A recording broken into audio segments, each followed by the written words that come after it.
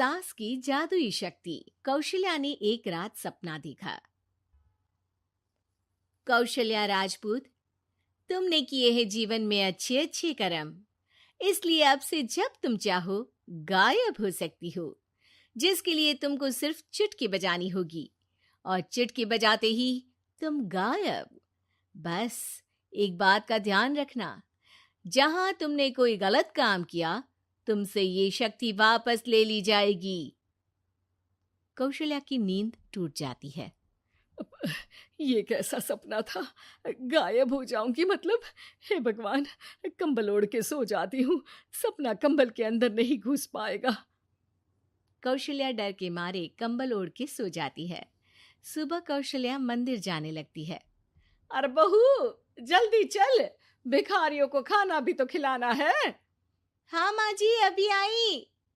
आज तो खीर और पूरी बने हैं, सब खुश हो जाएंगे। दोनों सास बहू कार से खाने का सामान लेकर मंदिर पहुंचते हैं और भगवान की आराधना के बाद मंदिर के बाहर बैठे भिखारियों को खाना खिलाने लगते हैं। दीदी, आप हर हफ्ते आते हो, इतना सारा करते हो हम लोगों के लिए। मैं आपके लिए रोज अलग से दुआ मांगता हूँ। ये तो फर्ज है हमारा। दीदी, थोड़ी पैसों की मदद हो जाती तो अच्छा होता। बड़े चौराहे पे मेरी बीवी भीख मांगती है, उसका इलाज करवाना है, 100-200 रुपए लग जाएंगे।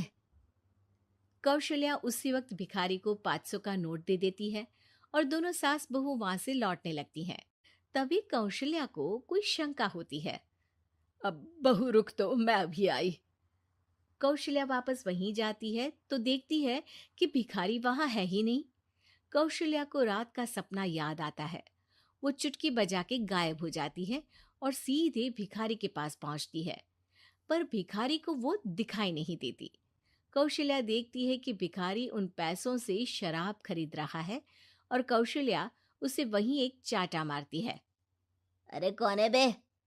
एक और चाटा पड़ता है। अरे कौन है? कौन है? हिम्मत है तो सामने आओ। भिखारी को झूठ बोलने पर तड़ातड़ चांटे पड़ते हैं। वो वहां से भाग खड़ा होता है। कौशल्या चुटकी बजा के वापस बहू के पास आ जाती है और मन ही मन सोचती है, ऐसे तो मैं कितने गलत काम रोक सकती हूँ, कितनी ताकतवर हूँ मैं, किसी को पता भी नहीं चलेगा। सासू माँ, आप क्या सोच रही हो? अब कुछ नहीं, कुछ भी तो नहीं। ठीक है, मुझे ना थोड़े पैसों की जरूरत थी। मेरे कजिन भाई है ना, उनकी तबीयत थोड़ी इधर उधर हो रही है। वो तो खुद से नहीं कहेंगे कि पैसे दे दो, पर बहन होने के नाते मेरा तो फर्ज बनता है ना कि भाई की मदद करूं। अरे हाँ हाँ, ले जाना पैसे।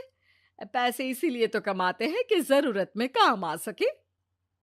घर पहुंच के कौशल्या अपनी बहू को 10,000 रुपए दे देती है। कब जाएगी तू मायके? कल शाम की ट्रेन है। दोनों काम में लग जाती हैं। तभी काम वाली दीदी वहां आती है। आज ना मैं आप लोगों के लिए पनीर बनाऊंगी। ठीक है, मंगवा लेती हूँ पनीर। पड़ोस की दुकान वाला पनीर दे जाता है और काम वाली बाई पनीर से रेसिपी बनाने लगती है। आज अपनी सुपर पावर काम वाली बाई पे ट्राई करती हूँ, देखूं तो सही किचन में करती क्या है ये। सास चुटकी बजा के गायब हो जाती है और किचन में पहुंचती है।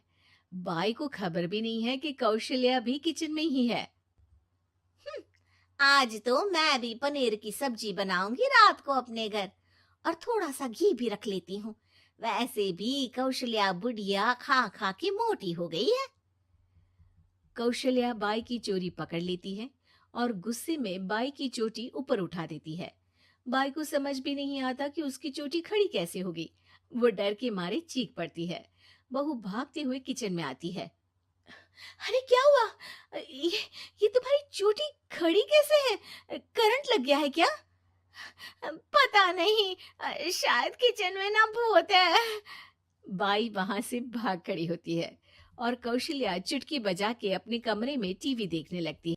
बहू वहां जाती है। माँ जी, किचन में ना भूत है, बाई भाग गई। अरे भागने देना, भूत का तो पता नहीं, किचन में चोर जरूर था, और वो थी अपनी काम वाली। अच्छा हुआ चली गई। बहू को कुछ समझ नहीं आया। उसने किचन में जो देखा उसके सदमे में जो थी वो अभी तक। अगले दिन बहू अपने मायके के लिए निकल जाती है। कहीं भिखारी और काम वाली की तरह बहू भी तो मुझे धोखा नहीं दे रही। अरे कहीं वो पैसे ले जाके शॉपिंग तो नहीं करने वाली ना। अभी पता लगाती हूँ, मुझसे कुछ छिपा है भला। जैसे भगवान सब देख रहा है वैसे ही मैं भी सब देख रही हूँ। सास को अपनी शक्ति पर घमंड आ गया था। वो अब अच्छे काम करने की जगह अपनी शक्ति का इस्तेमाल खुद का शक मिटाने के लिए कर रही थी। वो चुटकी बजाती ही बहू के मायके चली जाती है। भैया, आपने बताया क्यों नहीं कि इतनी तबीयत खराब है? अरे तेरी सास बूढ़ी हो गई है, इतना भला काम करती है, उनकी मदद कौन करता है? यहाँ तो और भी लोग हैं ना। भैया, मेरे पास कुछ पैसे हैं, आप दूसरे डॉक्टर को दिखा दीजिए ना। अरे मुझे लगता है कि मेरा टाइम आ गया है, मुझे जाना होगा। कमरे में भाई की आत्मा को लेने यमदूत आ चुके थे। कौशल्या भले ही किसी को नहीं दिख रही थी, पर यमदूत ने उसे देख लिया। यही आत्मा है शायद, परछाई दिख रही है, पहले ही तैयार खड़ी है। अरे आप कौन हो? यमराज का नाम सुना है? हैं? आप यमराज हो क्या? नहीं, हम उनके यहाँ जॉब करते हैं, आत्मा उठा के ले जाते हैं डिलीवरी वाले। चलो अब तुम्हारा टाइम पूरा हो गया। अरे आप शायद ना वो बिस्तर पर पड़े आदमी की आत्मा को लेने आए हो।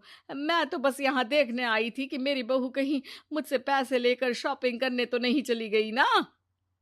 मतलब तुम्हारे पास शक्ति है गायब होने वाली? हाँ। तुम ऐसे तुच्छ काम में उपयोग कर रही हो ऐसी दिव्य शक्ति का। अब तो तुमको ही लेके जाऊंगा। अरे नहीं नहीं, कल मुझे किटी पार्टी में भी तो जाना है। अब नरक में ही करना किटी पार्टी। नहीं नहीं नहीं। 3 बार नहीं क्यों बोल रही हो? टीवी सीरियल चल रहा है क्या एकता कपूर का? अरे प्लीज मुझे जाने दो। आप तो उस बीमार आदमी की आत्मा को लेने आए थे ना। गलत डिलीवरी करोगे तो यमराज डांटेगा ना। बात तो सही कर रही हो, पर हमको उस पे दया आ गई। अभी उसकी उम्र ही क्या है, पर कुछ तो लेके जाना पड़ेगा ना। एक काम करो, अपनी शक्ति दे दो, गायब होने वाली। हैं? अरे क्यों? तुम पृथ्वी लोक का भ्रष्टाचार रोक सकती थी, चोरी रोक सकती थी, अरे कोरोना रोक सकती थी, पर तुमने अपनी बहू की जासूसी करना शुरू कर दिया। अरे लेकिन किंतु परंतु। यमदूत सास की शक्ति लेके वापस चले जाते हैं। कौशल्या की परछाई हवा से नीचे गिरती है और जमीन पे आते आते कौशल्या का शरीर सामने आ जाता है। अरे लग गई, कितने ऊपर से फेंका। माँ जी,